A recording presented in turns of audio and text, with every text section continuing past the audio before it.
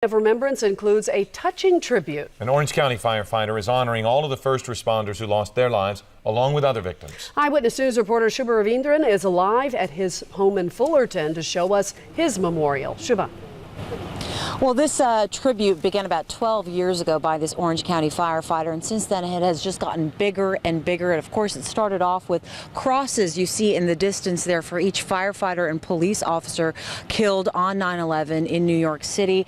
And then it grew with the names of the civilians posted on that giant cross you see in the middle of the lawn. And now he has flags for each of those civilians, and each of those flags has their name printed on it as well. And this year, for the first time, he actually has about 1,400 flags for each of the people who died post 9/11, people who died from various illnesses after working at Ground Zero. And this is, as you can imagine, just a massive tribute.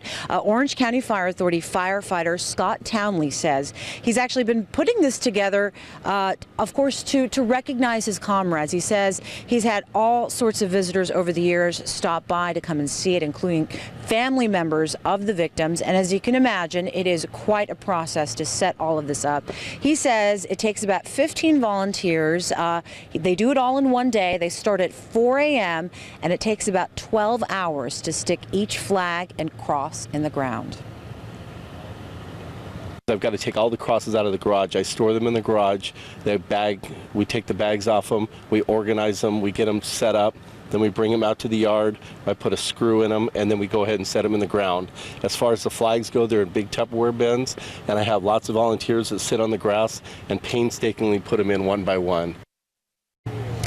And here is just one of the nearly 3,000 names printed on each of these flags here, those that died on 9/11. Townley says he did hours of research on the internet just to make sure all of these names are correct. And next year, he's going to be making this memorial even bigger.